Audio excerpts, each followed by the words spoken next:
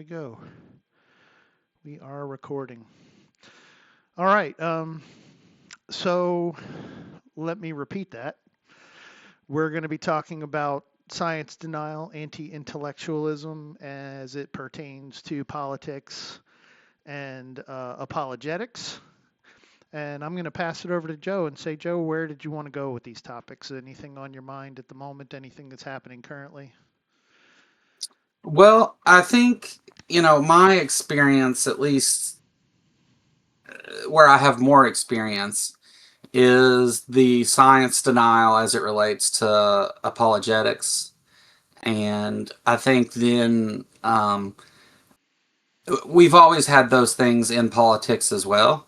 Um, but I think with the MAGA and Christian nationalist movement, we've seen that become a lot more prevalent within our politics. So um, it kind of having an atheist channel kind of gave me some experience and stuff dealing with those things beforehand. So then, whenever I get into talking about politics and stuff, and it's easier for me to say no, that's not correct when it comes to a lot of these things, because a lot of times it's the same arguments, or to like recognize the different fallacies and stuff that are being thrown at us and things like that. I catch those things because I'm used to catching those things. Mm-hmm. But yeah, in however you want to approach that. Mm-hmm. So yeah, there's a lot there. My mind, whenever I think about topics like this, is always goes to like defining what those things are, right? I think that's for me, that's always a good place to start. Like, I'm not deep into what they would call apologetics, so I did a little bit of research and I understand, it's basically like rationalism mixed with spirituality and religion and justification without necessary factual evidence, which is kind of crossover to science denial and anti-intellectualism. And then we talk about science denial. We're talking about the denial of facts, facts that we know pretty much empirically. Um, we could go really deep into that. But is that like, where do you start? Where do you hang out in there? Is like, what do these things mean to you? And what's the thing that stands out to you most? It sounds like apologetics is probably where it rubs you the wrong way the most. Well, so apologetics. We use apologetics in several different ways, depending on what we're talking about. The and not to get too deep in the religious stuff, but the there's a word apologia, which talks about defending scripture, and it doesn't really matter how you do that. There's not a I mean, I guess you would say the person that's more effective at that would be the one who sticks to whatever that doctrine or dogma is within that particular religious text. So you can do apologetics for anything, and it's just it's I mean, making excuses for the failures of that. A lot of times is what it comes down to. But it's more complex than that, depending on who you're talking to. But um, whenever we get into that, though, that's why you see groups like AIG and some of these creationist groups that get into this whole host of just straight science denial, where they will misrepresent scientific findings. They will straight up just say, no, I don't, no, it didn't go that way because the Bible says this, that kind of thing. So all of that falls under apologetics. And even within like government, for example, the Science and Technology Committee that denies climate change. Uh, that is, that's a form of apologetics too, because they have they have a doctrine that they're trying to stick to, and they have an incentive and a reason to deny it. So that still falls under kind of the same thing. Apologetics is just a fancy word for defending whatever position it is that you hold. Right. Counter Uh, maybe to evidence or information or something more factually based, like, or informational yeah, based. Yeah. yeah. That part's not in the definition. So, Mm, mm, mm, mm. now, not to say that there aren't apologists who do accept science and try to stick to it. There Sure, sure. absolutely is, and there is a philosophical side to it. There is a philosophical apologetics. There's apologetics of scripture and history and all those things. So it doesn't, it's not restricted to necessarily one thing. But my experience growing up in like Eastern Kentucky and being raised in a Christian family and all that stuff, going to church and not changing my mind until I was like 25 or so. Um, my experiences with young Earth creationists, that's the thing I was raised in and the thing I was taught growing up, and so it has a lot of the more obvious problems going on as far as science denial. People who move in these circles are aware of folks like Kent Hovind and his particular science denial, which is evolution is a religion and is false, and but you know he'll say other things like I debated him once and he argued that the Loch Ness monster was real, but other things like cosmology aren't. That those things aren't science; they're religion, and so it really just depends on what links one that person is indoctrinated into whatever series of beliefs they have about a thing, and that's not limited to religion, but and then also how far they're willing to take that, because a lot of times there's a dishonest component to it. Mm, mm, mm. A lot of times. Not always, You don't but think so? I mean, I don't. I think, I don't think apologetics is inherently dishonest. hmm, I think many creation apologists are. They're they tend to people who deny science tend to do this thing where they'll say, and just to use an example, they'll say, well, the rocks at Mount St. Helens have been carbon tested and they give wacky times and stuff, so that shows that this doesn't work. And then whenever you explain, well, it's the wrong tool for the job, and you're that's why this, and no person within that field would ever try to do that, because those carbon dating's used between certain dates and it doesn't work for new rocks, that and what we're saying, new rocks is new volcanic rocks. mm, And so they they will say this thing, and then you explain that to them, and then the next day they'll go and say the exact same thing again. And I think that's very dishonest, that they don't look into any of it. You can provide them a whole stack of scientific papers and they won't even look at it. They just will go on making the same wrong mm, argument again mm, and again. mm. Well, not to drag this in the wrong direction, but that's kind of in the realm of why I have a problem with debate. I'm not a big fan of debate because you don't really convince people, right? You think you convince people, you might think you convince an audience, but you don't really know somebody can say, yeah, oh, I agree, it's you're 100%, and then walk, this guy's a fucking idiot, I have no idea what. um, so Interesting thing with that. yeah. I kind of felt that way for the longest time too. And I realized something going back and looking at Christopher Hitchens' debates, who was amazing in debates. I mean, Sure, just did a sure. fantastic job.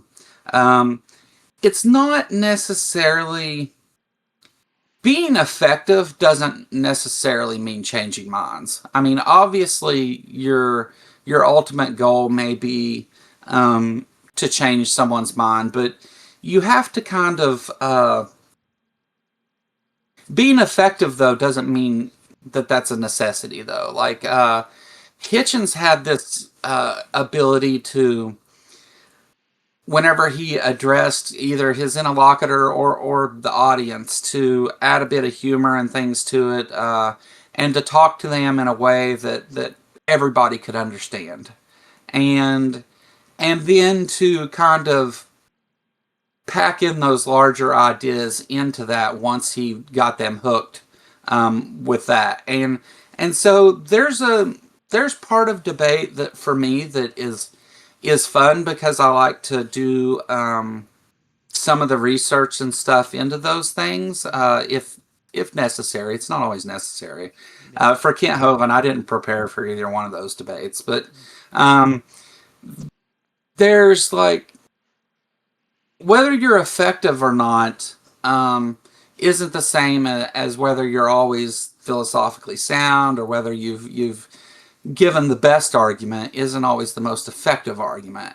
And it's kind of fun to play around with that a little bit, in my opinion, while still correcting bad ideas with good ideas, trying to not just speak to the people that agree with me, but speaking to people who don't, and I find that humor is a good way to do that, and Sure.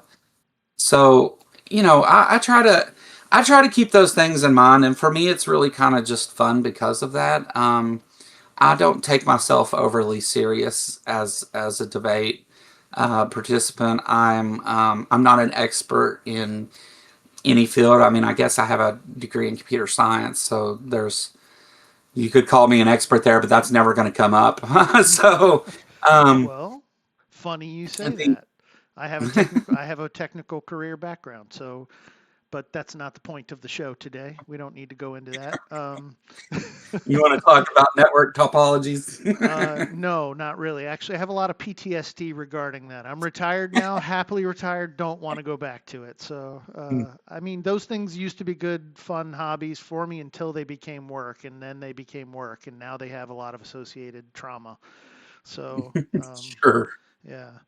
But yeah, so I guess to wrap the debate up thing, the debate, I'm not against debate. I'll debate people, but I'm not good at it. And often I think it devolves into combat or combative language and people trying to volley for being right or wrong and swaying an audience. When in doubt, ultimately, like when it comes down to it, I think people are choosing to change their minds. Now, whether we have people like Hitchens who are influential, absolutely.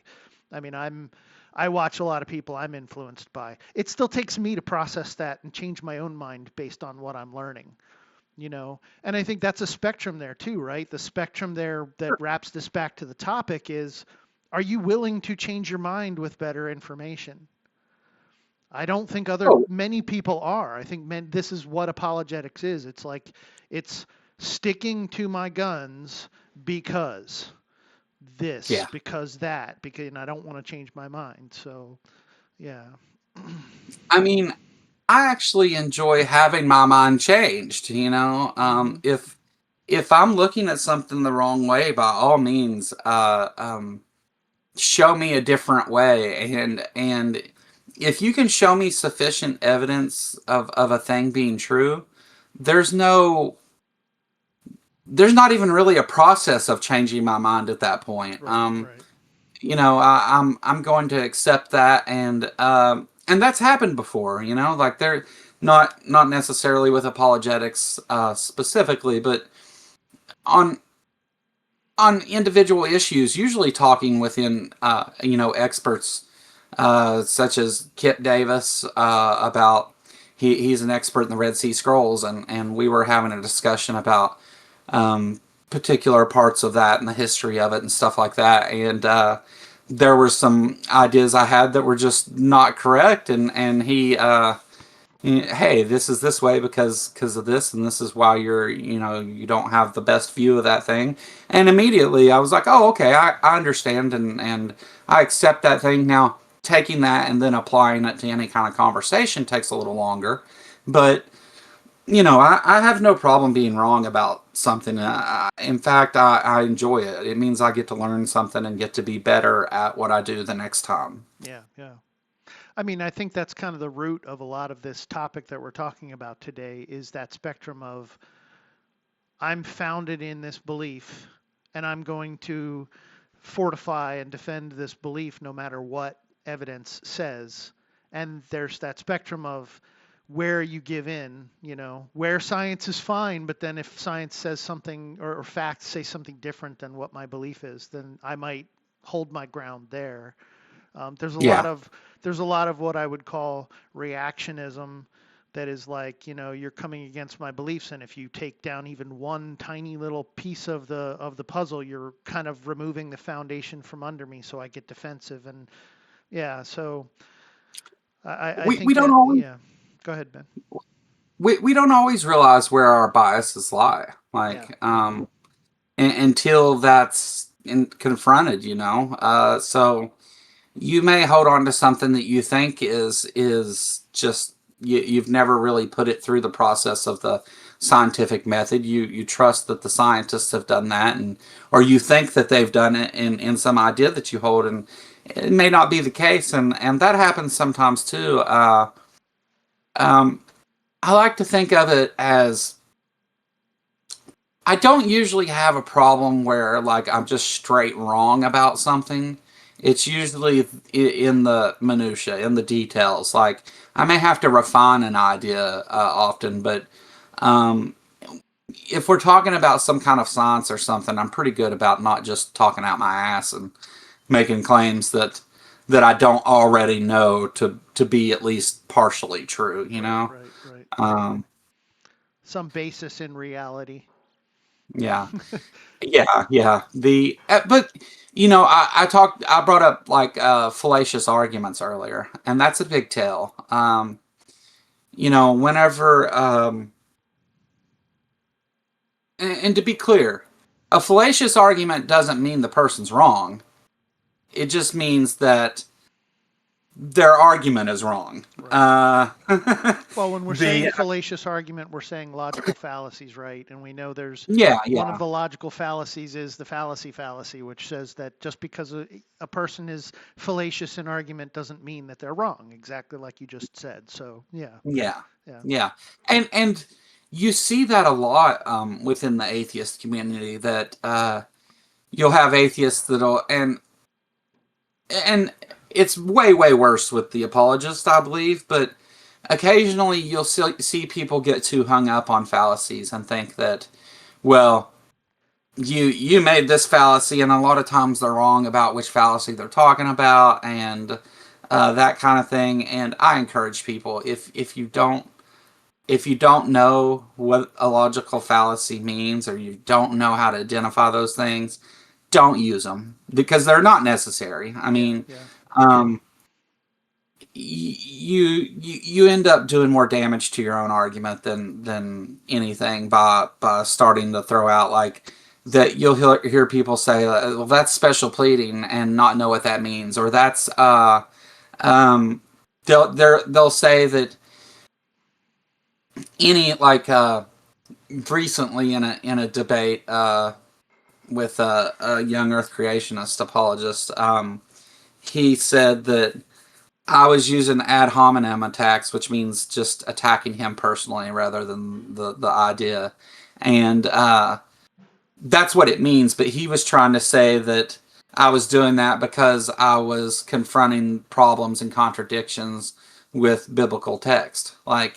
And that's just not the case. That was very much on topic for what we were talking about. So, um, you shouldn't, I mean, people over, they they tend to think the importance of these things is more than it is as far as being able to like call them out and stuff, and that's not the case. A lot of people who are good at debates and stuff, you'll hear them bring up like, well, that's fallacious because of this, and that's fine. You don't have to do that though. To I mean, just have a conversation with somebody. right. You'll figure it out without doing all that. Well, that goes into the same thing of debate. One of the problems I have with debate, because someone wins a debate doesn't mean they're right. It No, just means they were convincing. they were more effective than you Yeah, they at can portraying be their. right. they can be wrong. They can be just more charismatic, more convincing, exactly like you said, you know. So yeah, that's my problem with debate is often people come out thinking they won, therefore they're right, therefore I justify my beliefs. Um, Yeah, back to I hate to keep bringing up Kent Hovind, but this is like this is where he operates because and I've said this before, and people in your audience here have heard me say it, but Kent Hovind is very charismatic. He's wrong about many things, but he's very good at talking to his own folks, mhm. and he has a charisma and a presence that does a whole lot of the heavy lifting for him where he's wrong. And if you're charismatic enough, you can be wrong and Yeah. still win a debate. Look, call me crazy, and you probably will, because I am. But I don't see much difference in that. Then let's lean towards some sensationalism, some of the shit that goes around on social media today. Not only can be a person be maybe right, maybe factually backed, but also attractive. They're looking at the person, the physical qualities of the person, and not necessarily the words or the things that they're presenting and saying. And because they have that added feature of charisma and influence, they can now seem more correct. And then people base that, you know, I mean, it's a whole spectrum of problems that doesn't just lie within the apologetics community. I would No, say, you know, we, it's we it's had a we had an instance of that within the atheist community itself here recently, and I won't drop any names, but like the person in question um, has professional degrees in biology and tells people things all the time that is based in science and stuff, but whenever he started getting into other stuff, he was wrong about a whole number of things, and his whole approach to it was just skewed really badly. But because he was a person that usually came on and gave people facts and information, there was a huge split in our community because they believed every word he was telling them to be true when it in fact wasn't. yeah, And so, and that wasn't even debate. That was just him on his own channel, yeah. running off at the mouth. Well, I mean, dogmatic resolution, if you believe in the same dogma, that's going to enhance your sort of uh, interest in what that person has to say, the backing of what they have to, because God, you know, the Bible, this verse says this and da da da. You know, that's just confirming their own biases, if you will. Um, So, and yeah, if you're charismatic or attractive or anything on top of that, it's like people like me have it all against me because I'm not an attractive person. I don't have a great voice. I sound like Revenge of the Nerds I always like to refer to. You know. I have So, a Kentucky accent, so like, hey, that appeals to an audience, I'd say. So, I guess it does sometimes.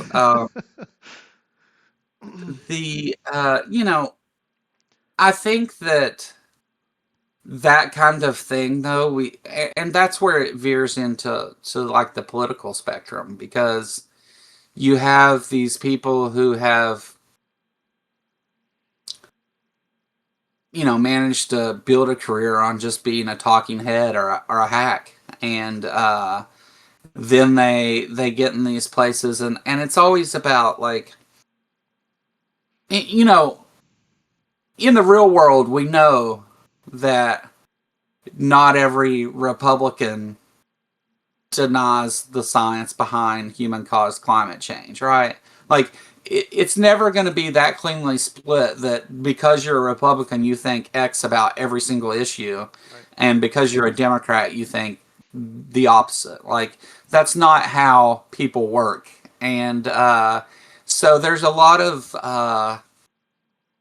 carrying the torch, so to speak, for those things, and furthering party politics and all that, and so you start to associate those science denial things with not people, but with the party itself, and it's not how people work.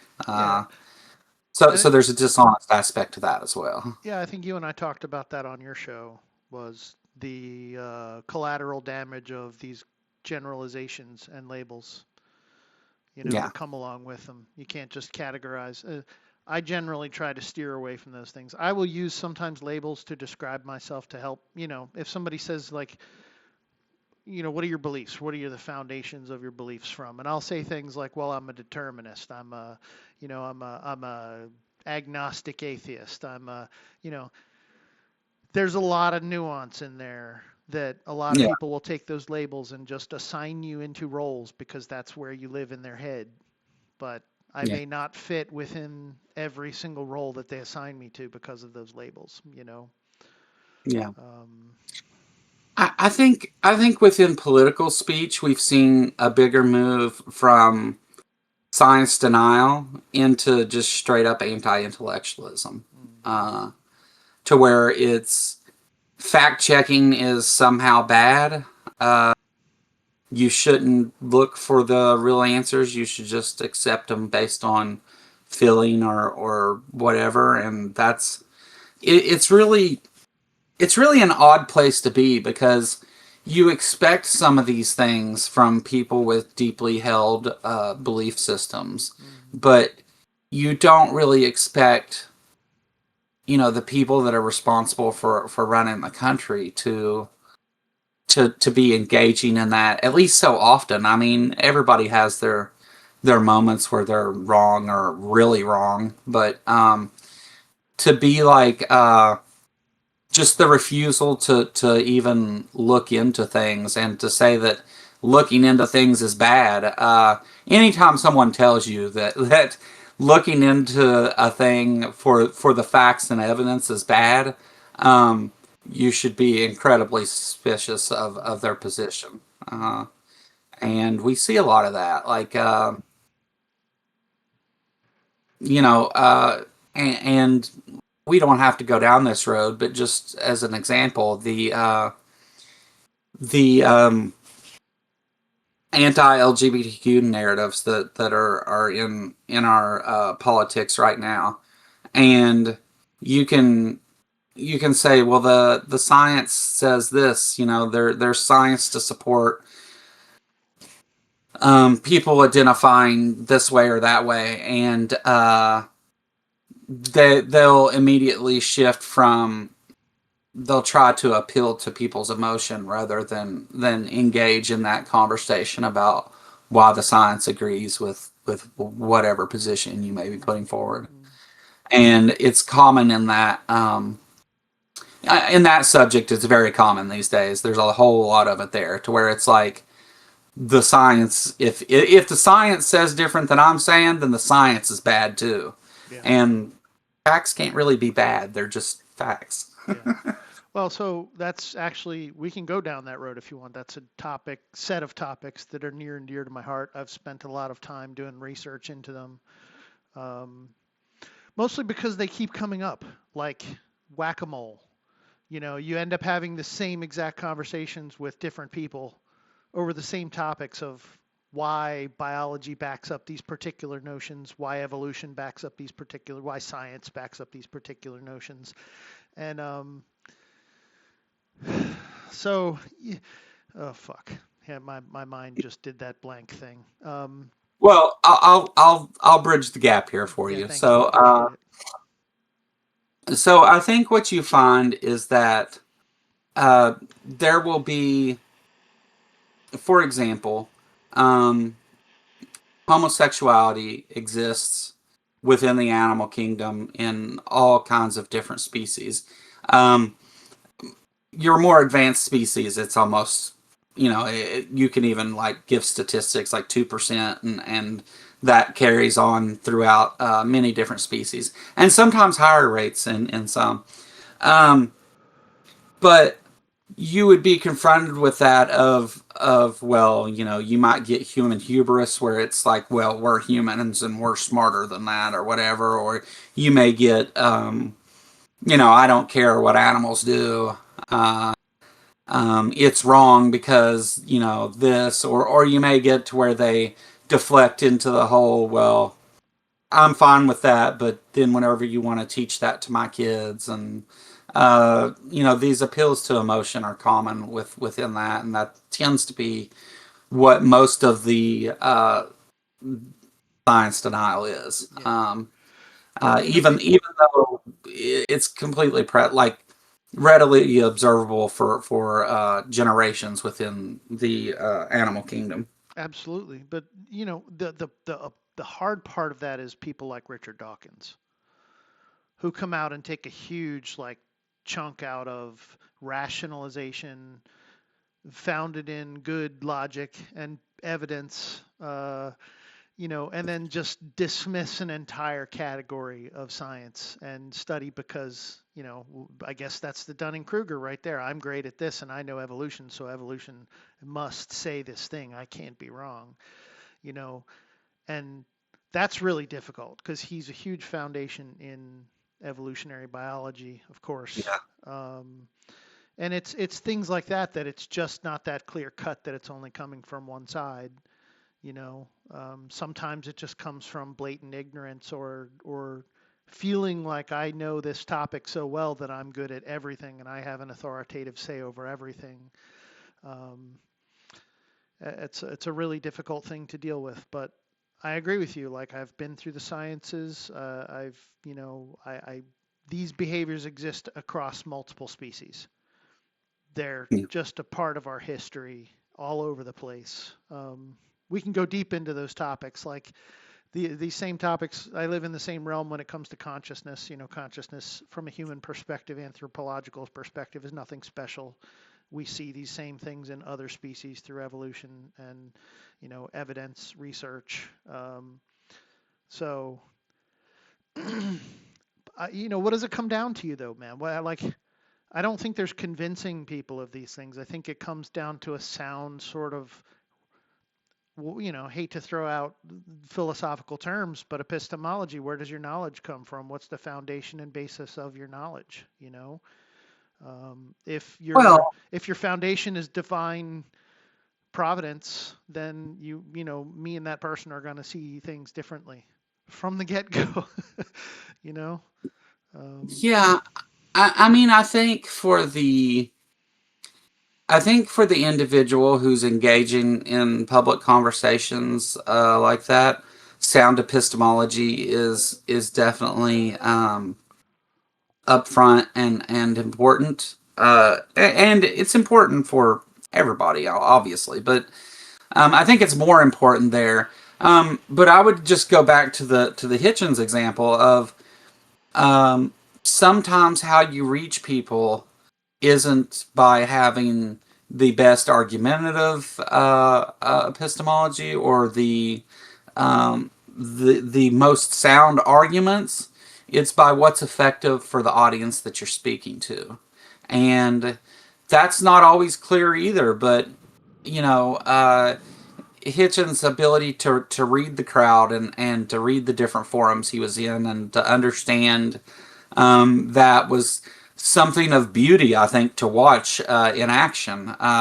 His interaction, him and Stephen Fry with the Catholic Church, was just wonderfully done, and they both understood that, and you could see them in real time playing off of it with each other and um, getting the audience involved. mhm. And of course, that goes to the charisma thing. You can use that to spread anti-intellectualism as well. But obviously, his goals weren't in that direction. Yeah, yeah, So yeah. That makes a lot of sense. So I think I've heard this referred to as meeting people where they are, and I wholeheartedly agree with this. You can't. And Rev and I talked about this early too. It's this kind of goes into the whole topic of anti-intellectualism. Rev and I were talking about earlier today, just going over the topics and prepping. But you know, often people. All right. So how do I phrase this? Let me give you a little of my history. Just I'll try to be brief and succinct. Remember, because I don't want the glazed over look. Um, But so I basically am a high school dropout, right? I barely graduated high school with a 1.35 average. Really did terribly in education. Didn't go to. I went to a little college, a few college classes. Mostly didn't do well, except in music and stuff. But beyond that, so when I enter academic spaces, when I enter people who spaces with people who have a lot of knowledge in an area, I often have a lot of inferiority complex. Um, where I don't feel qualified or involved or communal, social in that sense. Like I feel like I'm almost ostracized and feel bad for being in a place where I can't speak to authority. You know, this kind of falls in line with that anti-intellectualism is why it might be a reflex to then start to say, well, no, this stuff is just wrong. I'm living my life fine. I can, I go to my job and I pay my bills and I feed my family and I have a house and, so screw your academics and screw your, knowledge and all those things. So I feel that totally. Where are you on the anti-intellectualism part? Sorry, my speeches. Um, I think that I think that it's been through experience I've gotten more comfortable in those situations. Because I don't generally, even though I've spoke a lot about apologetics and debating and all those things here, that's not normally where I operate. Um, I generally try to speak to um, people within the atheist community, whether it be about religion or politics or whatever. I do a whole show on politics, but the I generally speak to those people and experts if I can on within fields, which at first was kind of overwhelming. And am I prepared to have this conversation? Am I just going to ask stupid things like, um, and over time I've gotten more confidence, and whether that's founded or not, I don't know. But uh, the Maybe I've just delusion. Who got knows? yeah. I I realized at some point that if I have these questions, then somebody else probably does too. Yeah, yeah, And absolutely.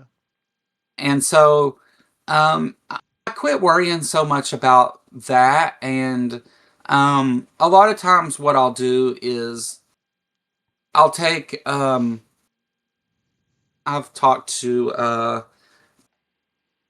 I've had talks about ancient Egypt with experts within my own community, and um, take those ideas and things that we talk about with ancient Egypt and try to put them in some kind of context that fits the modern world, or and it's not always possible, or something that people can relate to as a topic, and then um, be able to verify in real time with whatever expert I have present of whether that's an okay analogy or comparison. Mm-hmm. Um, and I've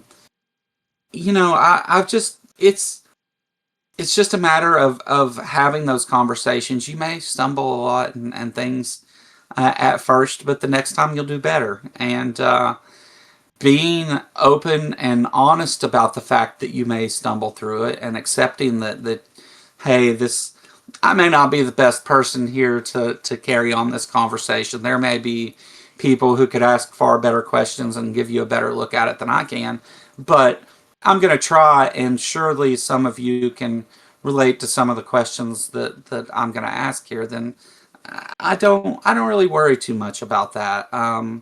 It's I'm going to let the expert or the scientist fill us in on the science of it, and I'm going to try and address of the either implications or the comparisons to things that people are familiar with, or Mm-hmm. things of that sort, in order to bring that message to a larger crowd. Mm-hmm. Is a lot of times my goals in that, and even if they're not like I'm not necessarily thinking about those goals. It's just how I'm used to operating, I guess. Mm-hmm.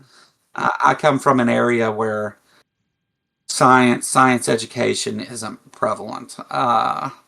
It's I don't know of a nice way to say it. The it's almost like frowned upon to be overly Empirical. intelligent about Oh yeah. anything. um, Interesting. and so a lot of times you have to, like, I can tell you the facts and figures about the economy or whatever it may be, but unless I can explain how that applies to you and why it should be important to you, you may not necessarily get why I'm even saying those things. Right. So, first, being able to recognize some of those situations and then being able to communicate it in a way that people can understand is Hmm. kind of where I try to do my best work. It's not always successful, but Uh, I think that's possibly the biggest uphill we have against mis and disinformation. In when I was in programming, and we used to do, sorry to nerd out on you a bit here, but we had these things that we would do like tests, automated tests, and then we would do things like code coverage. Good night, Let's Farm. Thanks for joining in, man. Uh, I think coverage is a big area that we're missing.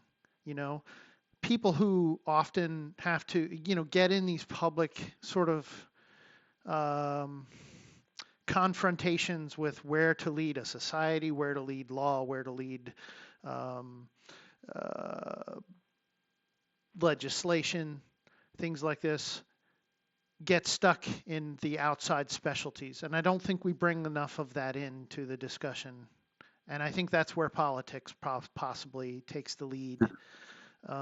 And that people sucks. To me, that sucks. But yeah, go ahead.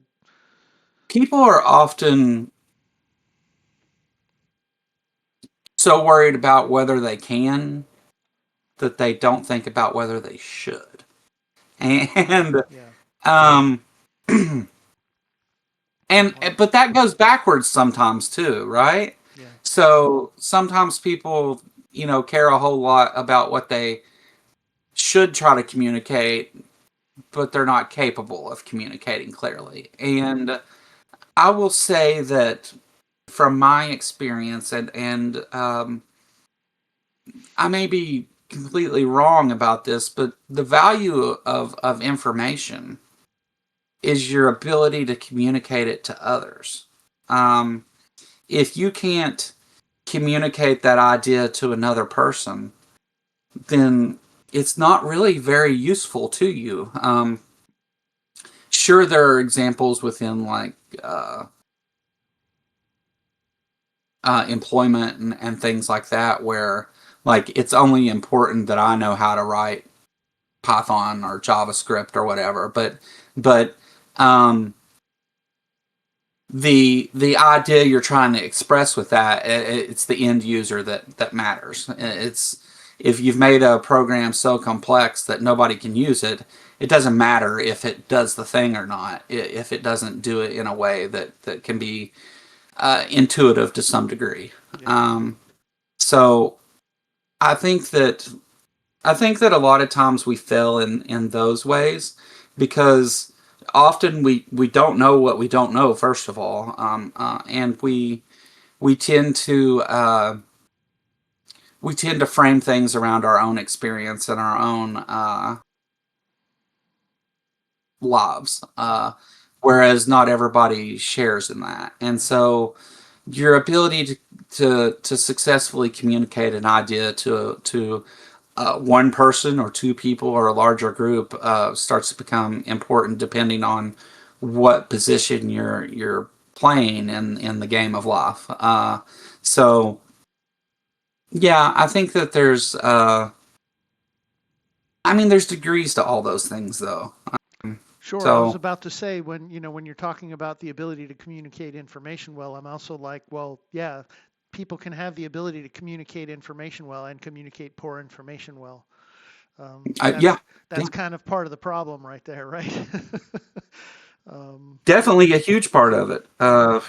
And that's where like appeals to emotion and things like that come into play. It's because um like we see within the right wing politics where fear mongering is a big thing. And the reason it's a big thing is because fear is a very powerful emotion that makes people act.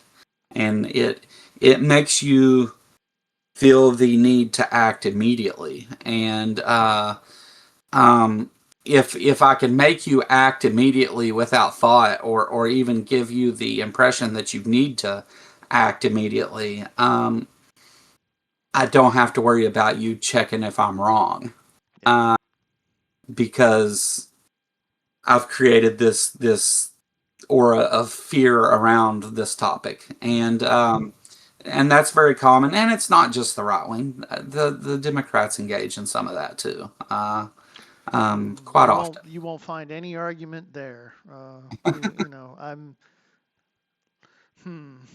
What I can't stand the I heard a saying recently, and that saying was the only thing I hate worse than a Democrat is a Republican. I kind of agree with this.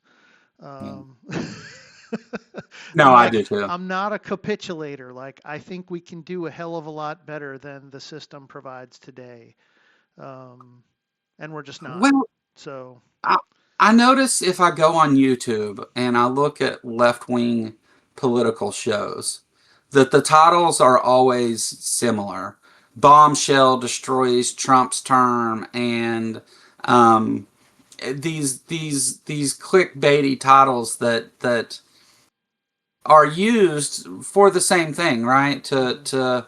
To create this either excitement or fear or whatever around a particular topic, and then you go watch it, and it sometimes takes you being honest with yourself to realize that they didn't do any of the things that that title said, and the very fact that they think that they need to do that to get people to view is probably one of the most damaging things they do to their own cause, because while there are you know a lot of people who aren't very informed when it comes to politics and the workings of our government, um, people aren't always stupid, and people that consume that content, you shouldn't assume that they are stupid. And I feel like that when you try to grab me with a clickbait title, and knowing that I'm going to see that what you're doing there, like,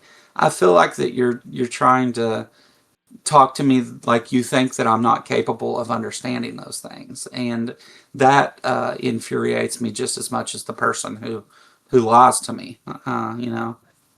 Well, you seem really smart, Joe, and I would never accuse you of those things. Unfortunately, I would accuse a lot of people of those things. Yeah, That's the unfortunate part. Now, I'll counter that by saying I often am known to say things like, I find more intelligence in the average person than I do the entitled and well educated ones. Again, I talk about where I come from, a failure of high school and didn't really go to college, but still I managed to have a long technical career and be very successful. I met people and worked with people who had doctorates, PhDs, MSs, BSs, multiples. 80/20 rule, maybe, like most of them didn't know what the hell to do with the knowledge that they had. So sure. I would categorize as almost idiots.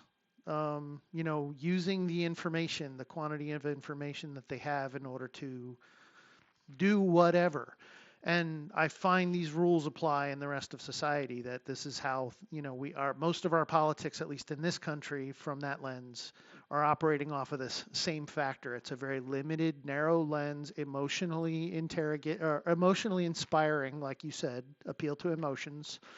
Um, Set of circumstances. When I start to look at politics, I feel like I'm back in high school. I was telling Don this earlier. It's like I'm back with a bunch of emotionally unregulated people. Um, Yeah, yeah. I think that what you find in, like, the people who really stand apart from others politically, the Barack Obamas and the Bill Clintons and the Ronald Reagans, even though I disagree with Reagan on a number of things, is they have a balance of these things, right? Like, the charisma and the intellectual ability are balanced, because again, like you, if even if you know everything there is to know about a particular subject, which is very rare, um, even if you know all there is to know about that subject, if you don't have the ability to first communicate it, and second get people to listen to you to communicate it, you could still be perceived as not very intelligent. Mm-hmm. And those balances, though, move in all different ways within that. So the over charismatic person gets treated on equal ground as the person who is really book smart about those ideas. Mm-hmm. And that's why we see arguments about, to shift back to religious apologetics again. That's why we see arguments about, like, well, evolution doesn't make any sense to me, and all that stuff carrying any weight. The argument that the the Bible is true and precludes evolution is not on the same playing field as the explanation of the theory of evolution. Those two things are not, they don't have equal footing. They're not playing on an even playing field. But they're often perceived to be doing that because of the imbalance of those things. Mm-hmm.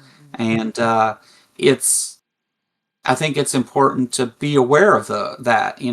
Is this person speaking to me because they are very intelligent in this area, or are they speaking to me to appeal to my emotions or to my own Defend their incredulity, or my own territory. biases? Yeah, yeah, Yeah, yeah. and Yeah. that's really where I think that my experience dealing with apologetics prepared me for what the political climate is now, to have those conversations, Mm-hmm. because lines between those things, and unfortunately it's the American citizens who are hurt by that the most. Yeah, I agree. So, hey, I'm gonna let you know I'm an old man. My body's failing me. I got some nature problems I got to take care of at the moment. I will be back in less than a minute probably, but if anybody else has a question, wants to step up, or if you have something else you want to talk about for, 30 to 60 seconds while I go relieve myself, feel free. I will be right back. Absolutely. One thing that I've noticed that both apologists and politicians who engage in science denial and things like that, that they have in common is they tend to cherry pick their data, and then they frame expertise as elitists. So if you happen to be an expert in a subject, then you're just an elitist trying to show off and for some reason shouldn't be listened to because of that. Well, And in the end, they end up just substituting their ideology for evidence.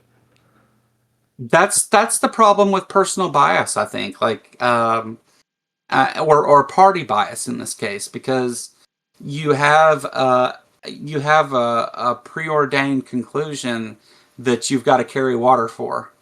Um, if to refer back to the Science and Technology Committee, if they had some scientists come in one day and they all were like, "Oh, okay, we get it, you're right," that would uh, there would be all kinds of people fighting about that, and everything else, and attempting to poke holes in science with again appeals to emotion and stuff, because often in the political spectrum, it's, you need to have this conclusion, and then how are you going to make it appear that this is the correct conclusion? Yeah, it's a lot of this supports my narrative, and so this is the information I'm going to lead with. And then I've found that a lot of people, especially in the debate world, tend to hand wave away evidence so that they can just have the same debate the next time. Do you know, I actually have a big problem going quite the opposite direction in the debate world. I cringe every time an atheist says, you don't have any evidence for God. You don't have any evidence for your beliefs. Because that's not true. And um, they have, often anyway, they have evidence. It's just not sufficient evidence to make the claim that they're making. And whenever you sit and say to someone, you have no evidence, you're trying to, you're essentially telling everybody the thing that you're saying is silly because it's not based in anything. And that's not the case. And often we forget that things like indoctrination exist and stuff like that.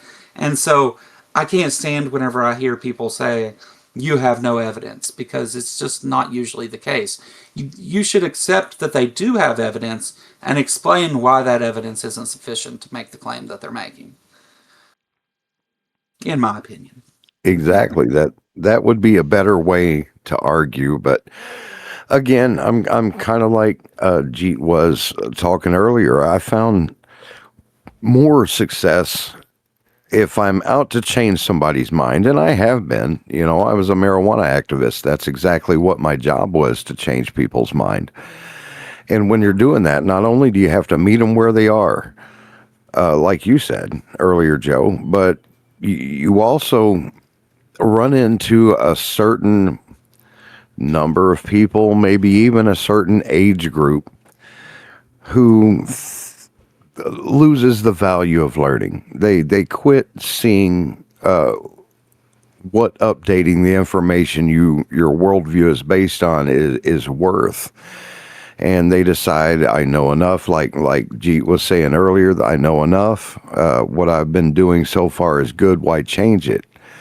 And I think that they're missing out on really the best part of life, which is knowing when things change. What is updated? What do we know now that we didn't know before? You know, when I went to school, we had 9 planets. And a lot of people got very upset when Pluto was demoted. And I Yeah, I did did too. too. You know, that's my favorite Disney character, and he had his own planet. So that was great. But, Planetoid. you know, yeah, planetoid. So, but then when you find out more about Pluto, which we know tons more than we did when I went to school back in the Stone Age, it was, you know, it was big. It was out there. We could see it. It's a planet. Well, yeah, but it's way out there, and it's with a whole bunch of things, some of them even bigger than that. And so it's not really a planet like all the rest of them are. And so you accept that because it's true, because it's supported by evidence, because of the consensus, and you move on with the better information, and then you don't sound so much like an idiot, in my opinion. Yeah, right. And so for you, it was that those things that made a difference. For me, it was the thing that really made me accept that about Pluto was the fact that it and its moon orbit each other. It doesn't have a stable position. They're both orbiting each other. There isn't like a planet orbited by a moon. There's a moon Well, and a planetoid orbiting each other. yeah, but we still call the Earth that. The Earth is being orbited by the moon, although technically we are a binary planet system. The Earth's movement is every planet that's being orbited by anything is going to move a little bit.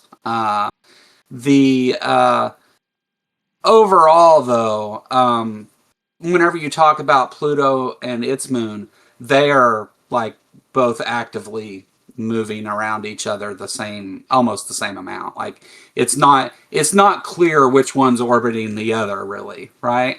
Whenever you look Well, at that's things like, just because they're a lot closer to each other in size. I mean, yes, oh, our sure. moon is smaller, but we don't, or it doesn't orbit around the Earth. The Earth and the moon orbit around a point between them. I mean, it's still underground in the Earth, but Right. So the moon still orbits the Earth, just not the center of the Earth. right, Would and that the be Earth correct? orbits around that same point. Yeah. That's part of the whole wobble system. But Yeah. technically, we are a binary planet system because our moon is bigger than Pluto by quite a bit. Well, yeah, but the Earth is way bigger than the moon, right? Well, of course.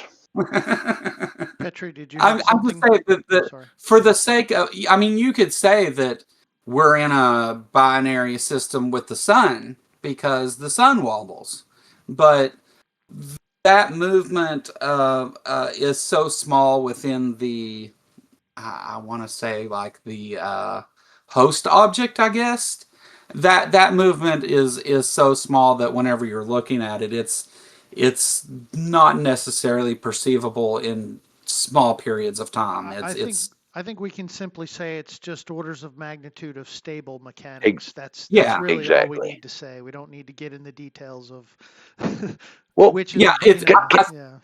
yeah, that's fair. It's Mm, the amount of movement that's going on that I think they said, well, with this yeah. amount of movement, we're going to say that this is Yeah, something there's a else. lot of stable predictive movement at this point. The moon, I think, is eventually supposed to escape our gravity, yada yada yada, way down the line. Yeah. Yeah, whatever. well, it used to be a lot closer too. So, Sure, sure, Don't, sure. but don't do it. Yeah, yeah. can I ask There's about something you So, guys were well, hold talking on. Give about me earlier? 1 second here. I When you want to get it, make I want to check with Joe and make sure we're at the hour mark here, and I want to make sure you're okay and your time's all right. You can continue. If so, we can move yeah. on to whatever. I'm open. I'm open for you letting it like driving the topic. If you would rather talk about something that remains within, religion and apologetics, anti-science, anti-intellectualism. We could stick it around there. If you want to let, if you want to let Let's Farm over here oh no, pose I a just have one question. question. Okay, go ahead. All right, earlier when you were talking about anti-intellectualism and science denial. For the first time in my life, just this last week, I met an old Earth creationist.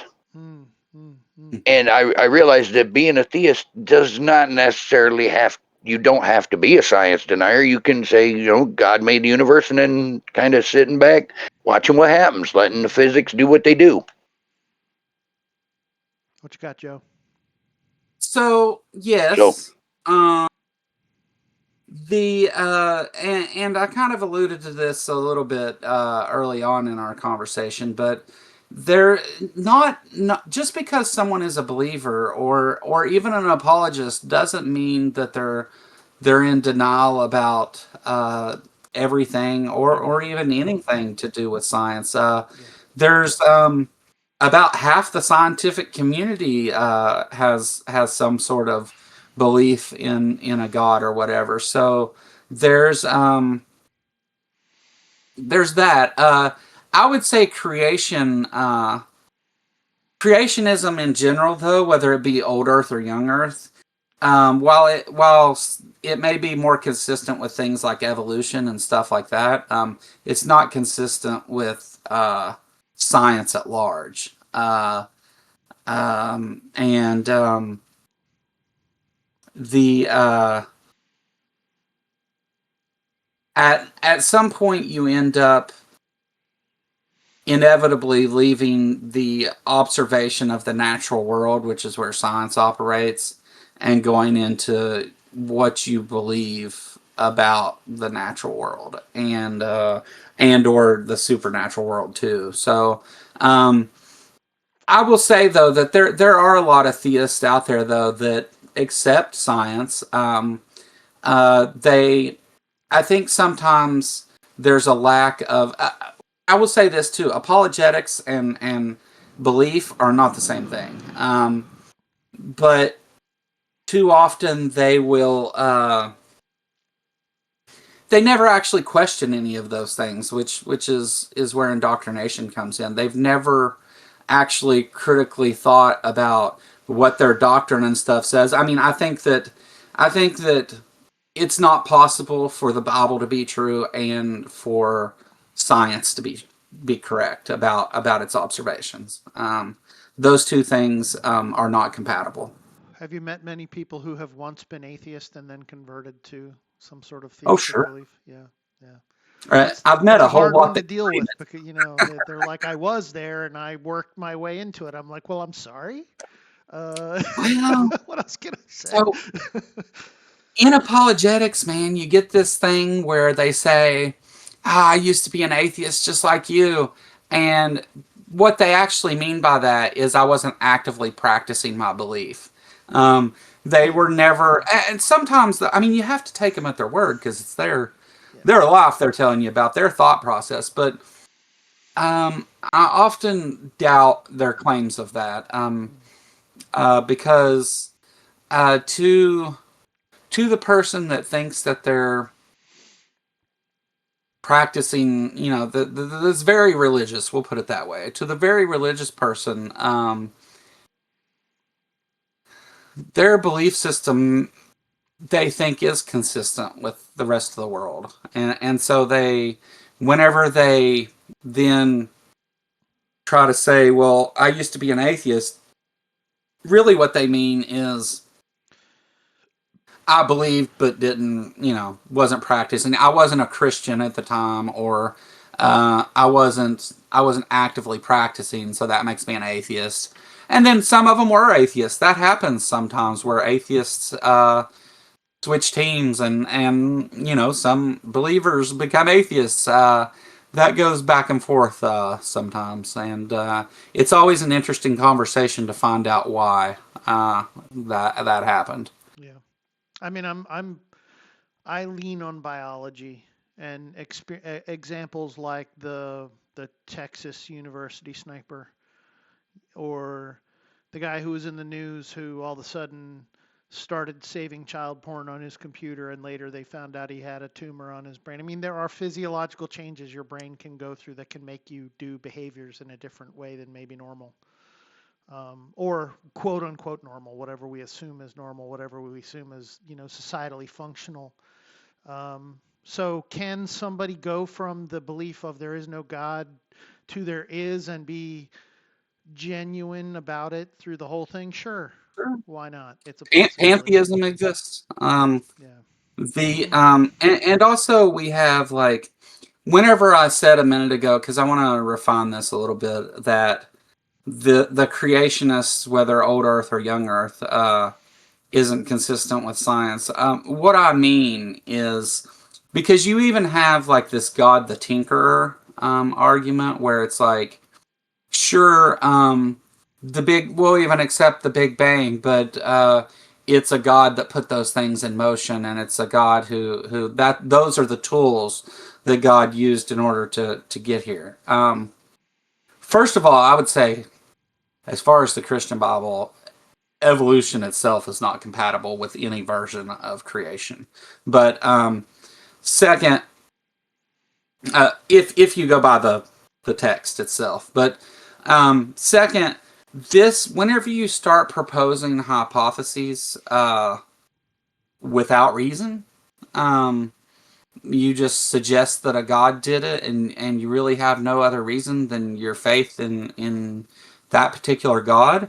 Um, you've then everything down the line from that you've kind of minimized and things, and that's why I say that there's that's still not consistent with science, because whenever you say this God the Tinkerer idea, why even complicate things more by adding that into it? Like these things, there's at no point in science will you ever find it necessary to invoke a god or the supernatural or any of those things. Mm-hmm. And it's not because science is no supernatural. That's the way that theists take that. But it's because that there's just no need for it. We when we look at things, we find natural explanations for the processes that run this world, and unless something is a clear violation of physics or the laws of this universe, there's never a reason to go outside of this universe. And to date, not to say that it's not possible for that to happen at some point, but it doesn't seem like that's how that's going to work. Right. Right. So Yeah. I mean, the question would be like, if we do discover something supernatural, would it actually be supernatural? Maybe we just can't explain it by the current laws of physics, um, doesn't Sure. mean we won't ever be able to explain it by the laws of physics. I mean, we have a few things that live in those realms: dark matter, connecting quantum gravity to general relativity, things like this. Magic. Yeah, yeah, there you go. So, um, Was Imagine it when was we it discovered Sagan who X-rays. what, what was it Sagan who said uh, an advanced uh, an advanced race of aliens whose technology was so far ahead of ours would seem the same as magic. yeah, to God. Well, they even Yeah, say that about AI these days. Like, I listen to a guy, Daniel Schmachtenberger, if you've ever heard of him. I think he's, you know, pretty rational about these things. He works in the subject of AI, and he's like, if AGI is ever attained, it's going to be magic to us. It's going to be godlike. It's going to be basically the first people, group, company, whoever that invent or attain AGI.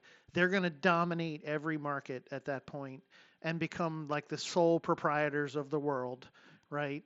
They can control it. Lots of different ways that could go, but then AGI is going to expand so fast we're going to have zero control over it. Exactly. And it's I going to think be AI is a godlike to us. So, you don't like AGI? You don't like the concept of AGI? See, that I goes into think AI in AI. Okay, general okay. is a misnomer, Mm, and It is. It's definitely a misnomer yeah, today. I would say. yeah, It's just people large put too language much. models. It's not any kind of intelligence. It's an autocomplete program, but a really sophisticated one. Okay, well, maybe that's where we might differ. Well, I I'm think that's I'm all just intelligence simplifying is it. those components, but yeah, okay. It works the same way a neural network in a mind works. I mean, essentially, but um, its way of making those decisions isn't quite the same, and Mm, um, so with the human brain, whenever you're posed a question, your your method of assessing that is by comparing it to other experiences and things first, and reflection, sure. yeah, and then then you a lot of times even on an intellectual question, there's a moral piece to that to where you compare it to your own moral framework. But AI doesn't do that.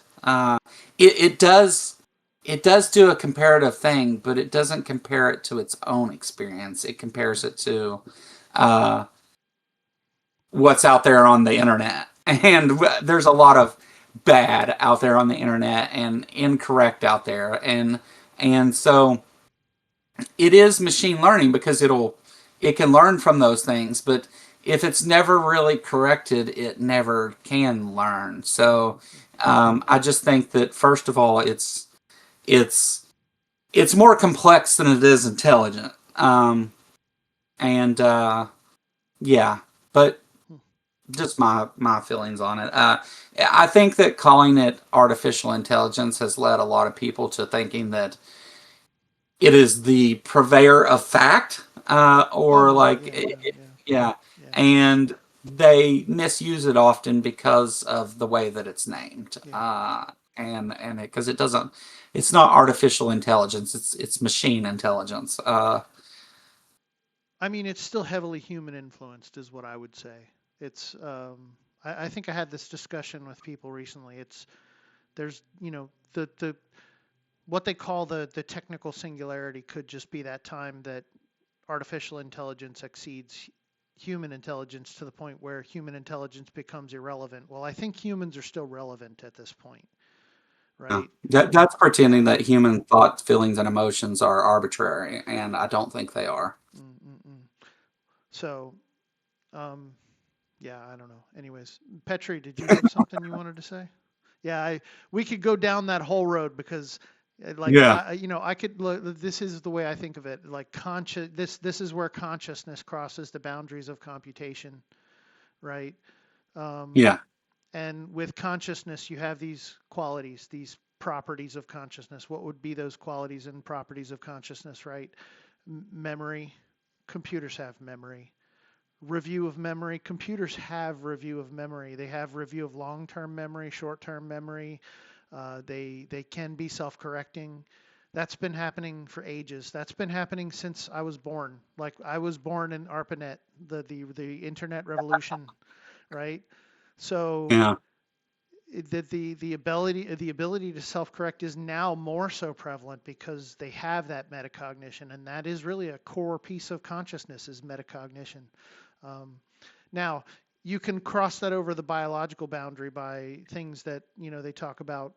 Like, for instance, one of my favorite references is Robert Sapolsky. He says you take a chimpanzee, and they have something in the order of what I forget what the exact terms are, but like 20 billion neurons, and humans have like 80 billion neurons.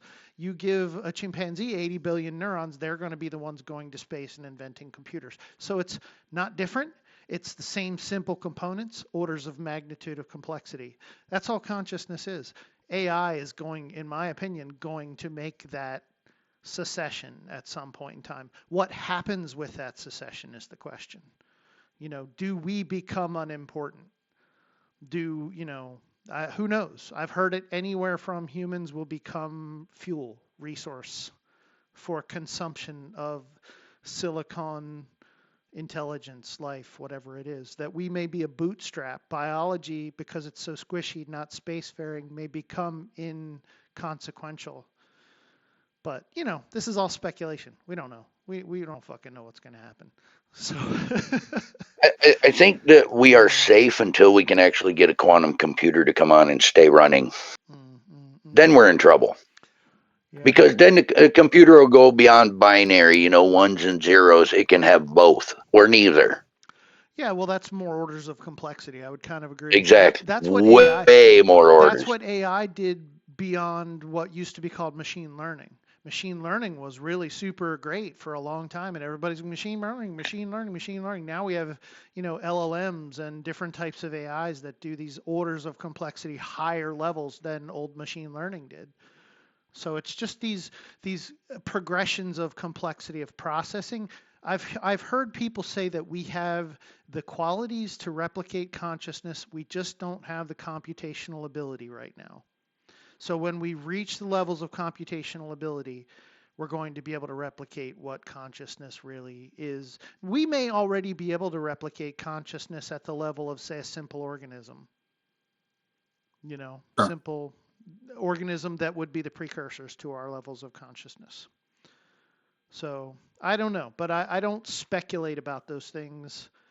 I am an empiricist, a physicalist when it comes down to it, and it's what we can prove. I don't think we've proven any of that yet. So possibilities, probabilities goes into the whole thing of science and anti-intellectualism and politics versus apologetics, what you believe as root truths or convenient truths because they back your personal beliefs. Yeah. I think that already we see humans falling for this idea that AI is going to have our best interests in mind, and nothing suggests that. Yeah. No, if we reach those levels, you're absolutely right. There's no guaranteeing what. It's just like right now in our political climate in this country, the world that seems to be having a lot of right-wing authoritarian swings in many countries. We'd love to say that I like to say that this is the lashing of a dying beast, a dying ideology, and this is just kind of their response to what they see as a threat of world order. But the reality is we could, as a globe, as a civilization, swing entirely towards authoritarianism, power, control, wealth, domination as a standard ideology to manage ourselves into the future. Or maybe not, maybe extinguish ourselves. Who knows? That's looking likely too. So where are you on climate change? Well, that's when the Luddites are going to come out of the woods and go, "We told you so." Yeah. Oh, I lost Joe. We lost Joe for a moment. That's all right. Anybody got anything? Petri, do you want to speak up? Say anything? Be right back. Nothing? Anything, Petri? Fall asleep? Yeah. So, Well, you do have a soothing voice, G. You can put people to sleep. thank you, but I often do. Yeah. Go ahead, Rev. Oh, I just wanted to apologize. I've had a vacuum going behind me, so I've had been not able to hear for a while. You and your apologetics, man. I know. If you'd stop denying science, it wouldn't be a thing. I was still able to listen with a kitty on my lap. Well, it's been a good show so far. I think we've been around and around a lot of different places. A lot of places that might, we might be able to dig further. I'm happy that I got Yeah, it this kind of to wrap around back at the end there.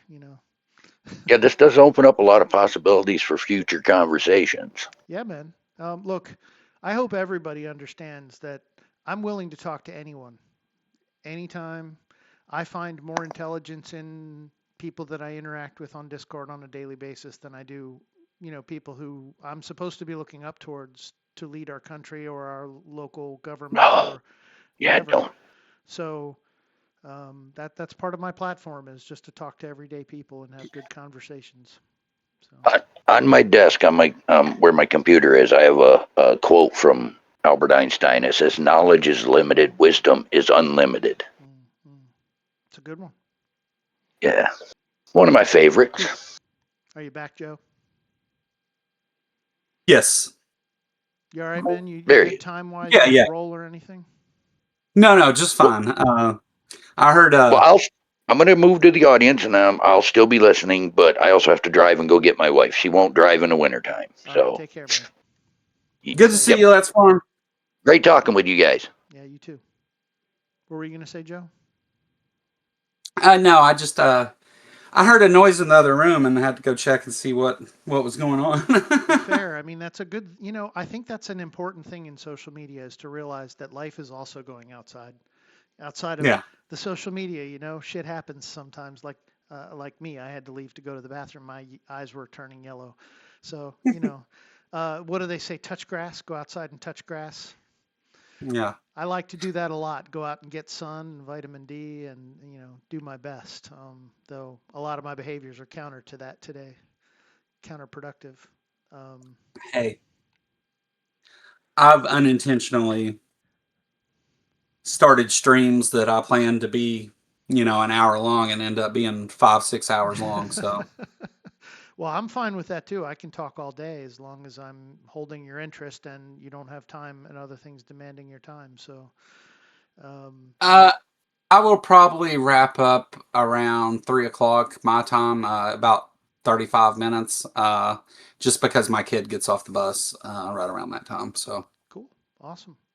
Well, let me ask you, where else do you want to take this? Thinking about the original topics, is there anything we didn't cover that you'd like to talk more about, or?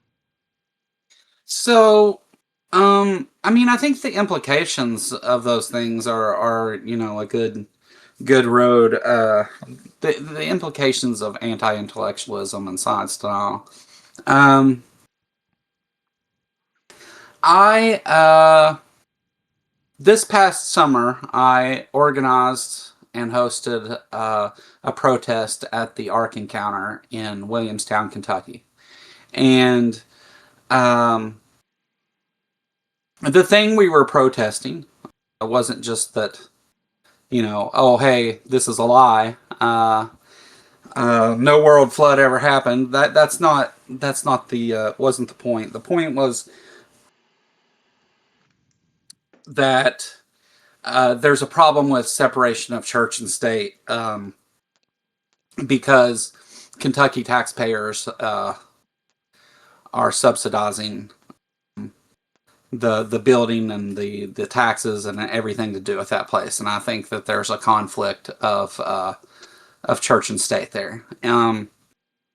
And but I will say my biggest problem with what goes on at the Ark Encounter is that Ken Ham fills an auditorium with children daily and has them repeat after him that the earth is 6,000 years old, that we all descended from Adam and Eve, that evolution is false, and all kinds of things within that line of thinking. And regardless of whether you believe that or not to be true, it's not consistent with the things we observe. And it's both of those things. It's both science denial and anti-intellectualism. When you say that you have a book that tells you the answer to every question, you at that point stifle any ability to learn anything new about our world. And I think that that's harmful and damaging to children. I think that it's harmful and damaging to our country, to our world, and to our own human flourishing. I think that it's bad for all those things. And so that's kind of like, that's why I pick this fight so often, is because it's of great importance that, Isaac Newton famously said, "If I've seen further than others, it's because I stood atop the shoulders of giants."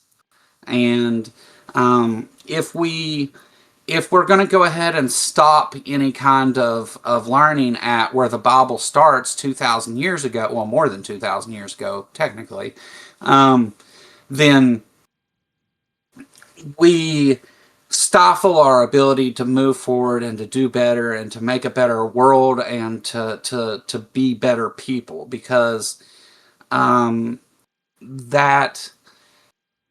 I mean, has those obvious implications of it all stops here and there's no reason to move beyond this point. And so that's why I think that it's really important to point out science denial and anti-intellectualism large, not just religious. That's just, again, where I have my roots in this thing.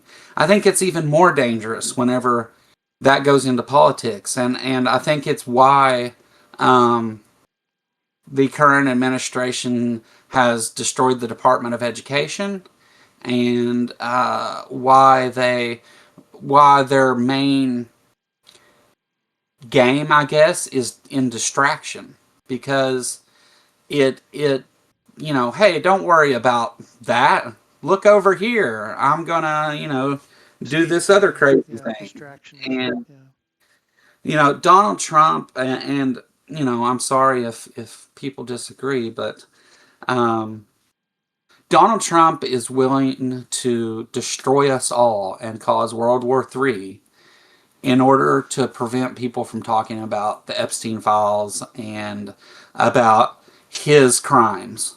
And I think that it's a dangerous game whenever we even entertain that that's okay.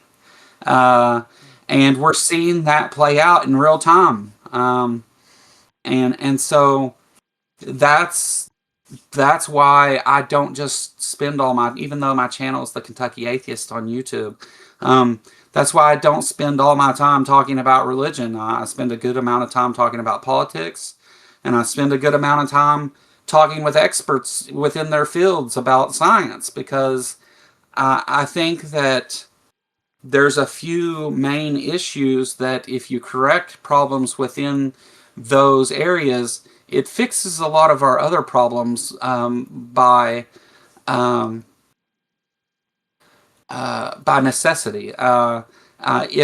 If we focus on education and we worry more about educating young people better, some of our other problems get solved by design. I hate to say by design, but it solves some of those other things. If we fix things like wealth inequality, how many different things does that fix?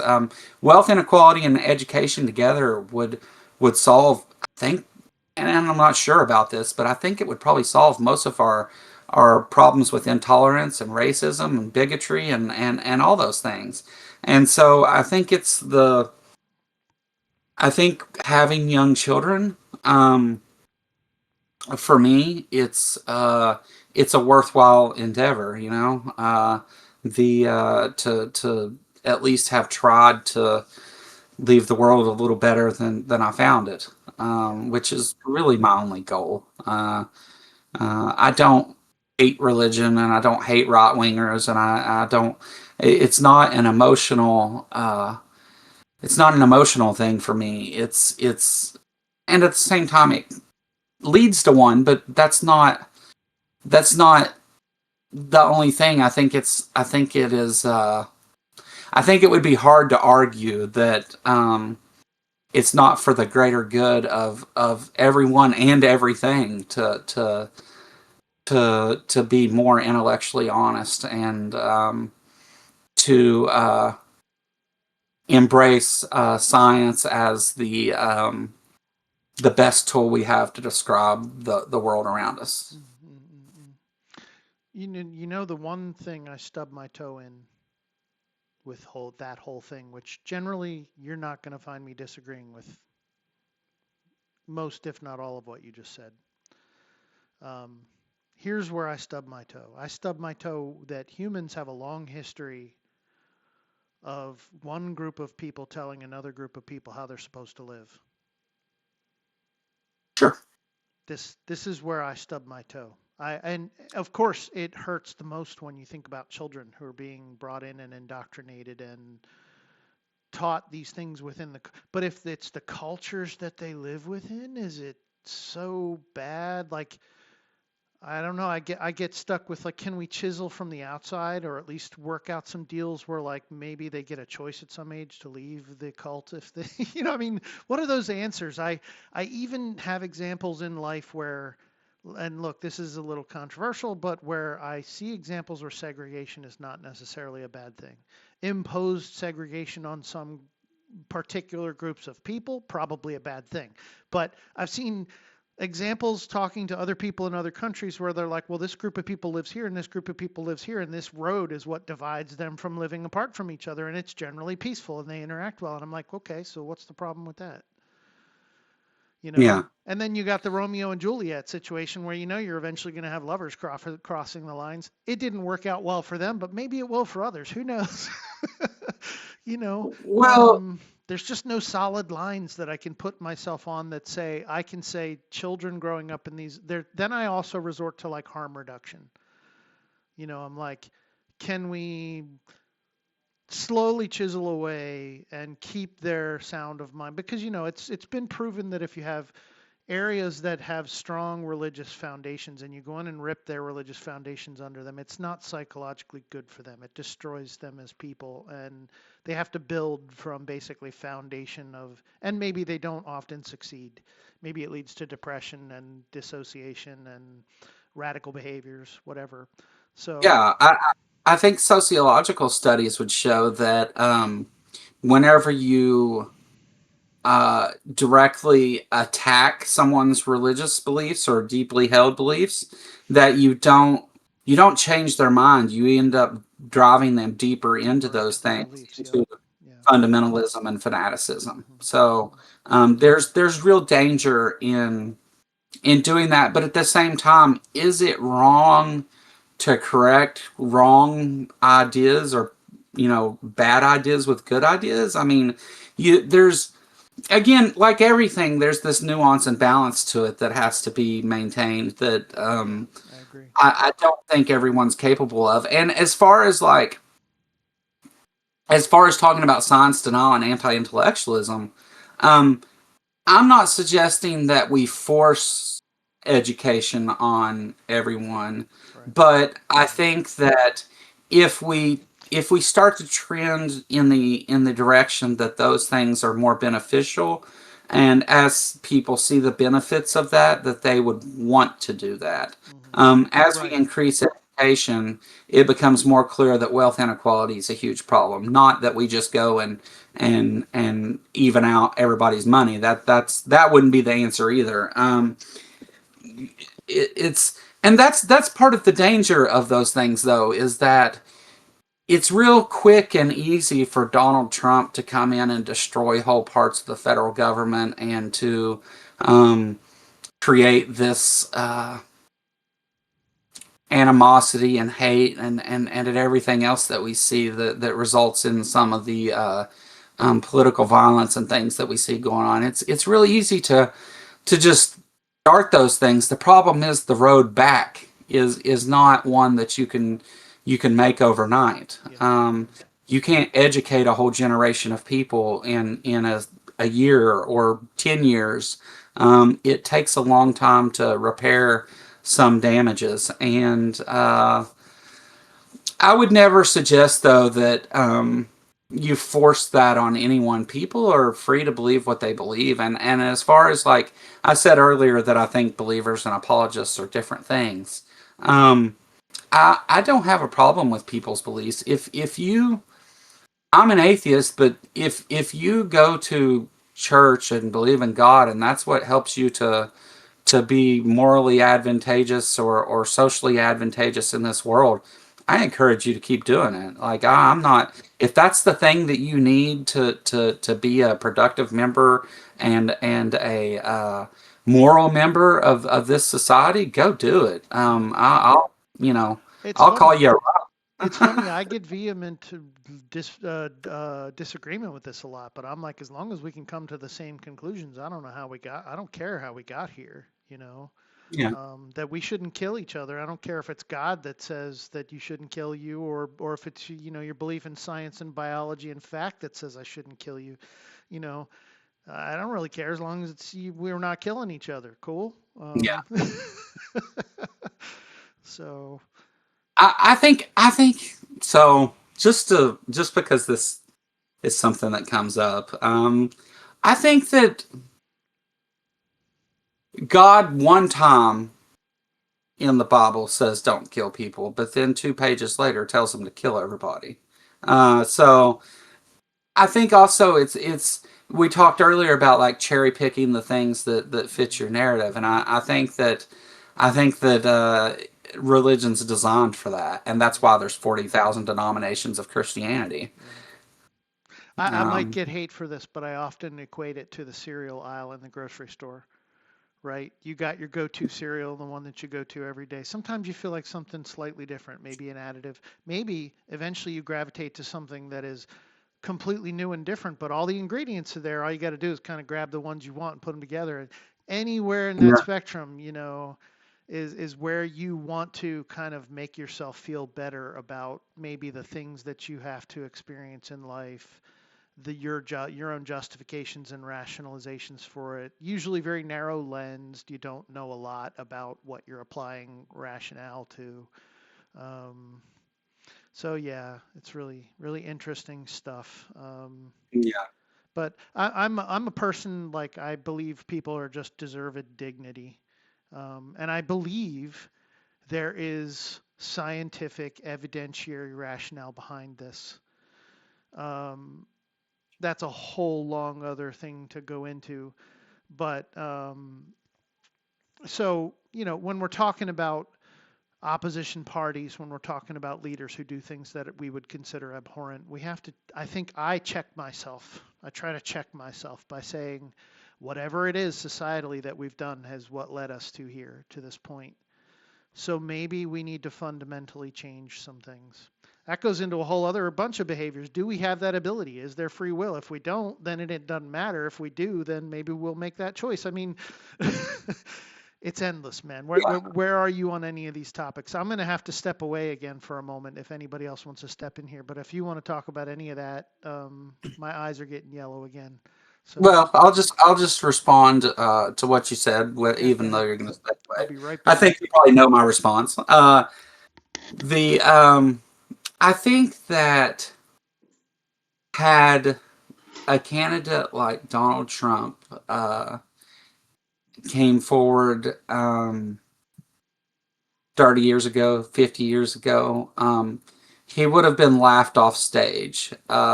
He wouldn't have had any chance at taking power. And I think that um, because those of us that had grown up in whether it be the 90s, 80s, 70s, anytime in the past, whenever we first seen him come onto the scene, we suspected that he had no chance in winning and wasn't capable of it and all that. And we were wrong. And I think that some of these things to do with anti-intellectualism and science denial and those topics are foundational to that outcome. I do think that there is fundamental things about our country and its people that would have to gradually change in order to fix that. So yeah, I don't think that I don't think I don't think that the Donald Trump of today could have been successful 30 years ago. And that's because of changes that have taken that have been made over a long period of time, and you can't just wake up tomorrow and change it back because of many of the things that we've talked about. And we're back. I'm sorry. I agree with you though. I don't, we can Yeah, dig into why, but the thing is, like, I can still look at the history of it, the Bushes, the Reagans, whatever, however far you want to go. You can see the symptoms. yeah. It's a progression. Yeah. It's not a and what I said at the beginning when you first walked away was that those of us that grew up, whether it be in the 90s, 80s, 70s, whenever, whenever Donald Trump came on the scene, nobody ever thought he had any possibility of being elected. Yet here we are, and but really things have kind of always moved in the direction of where we are now. I mean, that's we couldn't get here unless they did. Exactly. So the way back though isn't we just need to go back and do things like we did in the 80s. No, that's a terrible idea. Yeah. Um, you know, adaptation is not just good for evolution. It's has its place in the social world too. Although I'm not a big fan of social Darwinism. Don't mistake that. Yeah, I mean, I think we can learn things from history, things that have happened over and over again, like social financial elevation of lower and middle classes to higher classes of financial socioeconomic ability, and upward mobility in those senses. A lot more of that happened during like the 40s, 50s, and 60s, around the World War times. We don't want to go back to those times. We want to learn lessons from those times that, we can lift society, if you will. You know, what has happened is erosion of policy, deregulation, lots of things over decades that have now gotten us into the consequences. So yeah, I totally agree. It's like the writing was on the wall to land in a place like this. Who knew how bad or how good it's going to be? Who still knows how bad it's going to be? We really don't know at this point, I think. A lot of us, I think, have our hopes in a handbasket that some good shit's going to happen, but let's Yeah. see.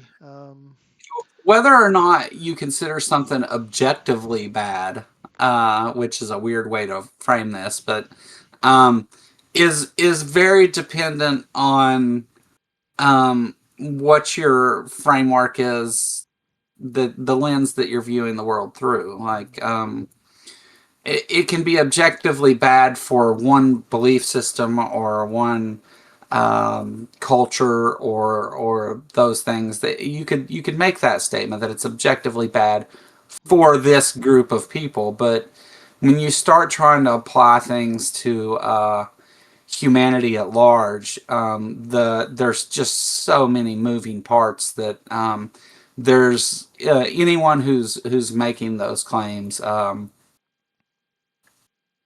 is generally lying to you. Yeah, yeah, Not always. There's things that are objectively beneficial to humans. But too often we tend to move away from those things Well, all because right. they're So not.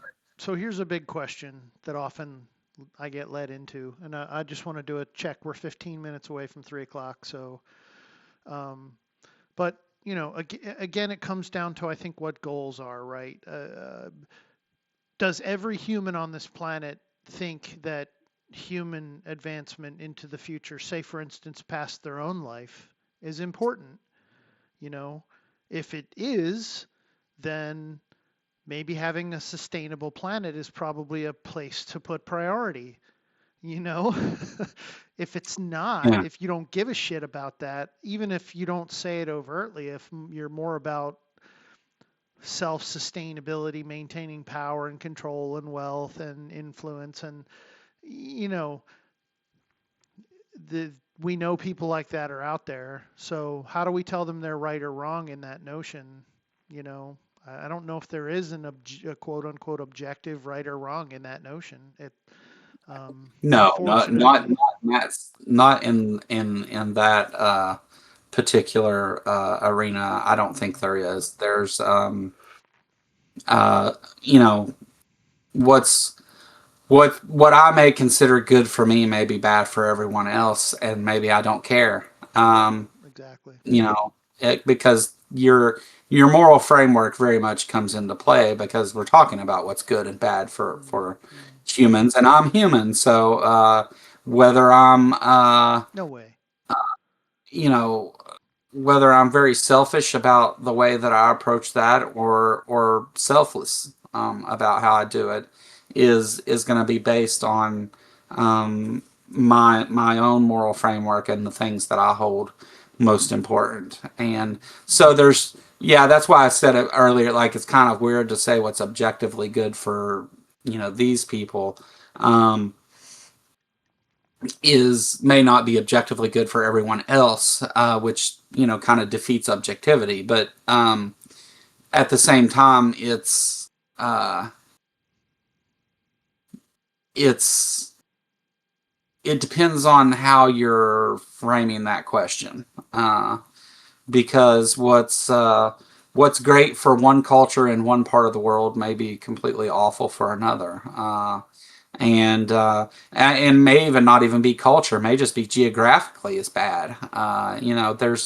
There's so many things at play there. That's why whenever you start dealing in these absolutes, that this is the thing that's best for everybody, and um, that's why I always think it's funny to hear politicians on both sides say, I'm not, I want to be the president for all Americans, and I want what's good for everybody. And that's not true ever. It can't be true because we fundamentally have different views of what is good.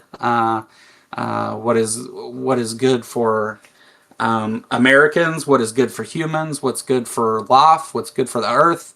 I mean, it depends on which lens you're looking through at the time, and there can be objective facts within those things. But this wide arching, just this is objectively true, is so rarely the case. They do exist, but they're just very, very rare and very Yeah. fun. Yeah, a lot of topics there. I mean, morality, ethics, objectivity. I mean, if you talk about objectivity, to me, there's no real true objectivity. Objectivity is a matter of magnitudes of evidence that indicate a particular outcome, or Yeah, whatever. So, but often people aren't thinking that way. We are categorizing beings. We categorize things once they're in their categories. We emphasize those categories, put too much importance in them, and then they become yeah, the foundation of our worldview. So you can't tell them there's a possible whole, or that it could possibly be a little bit, tiny bit wrong to anywhere be to very wrong. Uh, yeah. Yeah, so we try to put people in boxes, or issues. We little try to put everything in boxes. boxes, and we try to always shrink the size of those boxes, right? To be more precise. But what we end up doing is we're not happy unless everybody has their own individual box.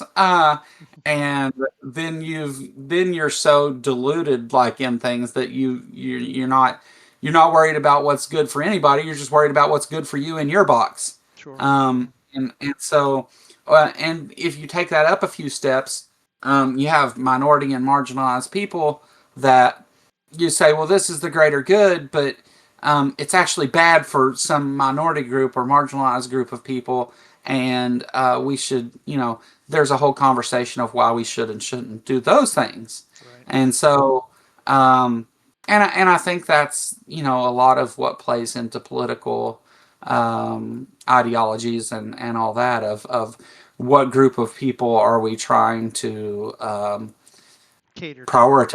Yeah. Yeah. Yeah. Well, look, So, Rev, Petri, Copio Vastava, do either one of you have anything you want to say, ask? Might try and wrap it up here otherwise. I just I would don't. like to say that I've enjoyed the conversation. Joe and I share a lot of common views, and I really wish that we could, as a nation, come together Get under the one. banner of what's really true, no matter how we feel about it. Mm. yeah. Petri? Yeah. No, I don't. Mm, mm, mm. Awesome. Awesome conversation today, Joe. Thank you so much Oh, for no, I appreciate it. That's 2 for 2 now. I think we've had good conversations. I I think so enjoyed talking. too. I think so too. I'd like to do more. I'm Yeah. always available for, as I said, collaboration, and I'm just here having fun, man. I got a lot of time on my hands, and I enjoy talking to you. So thank you for taking time out of your schedule and being with us today. And I hope you have a good day, man. And Oh, Rev, Petri, everybody else who joined in the conversation earlier, thank you for being here, and peace out, y'all.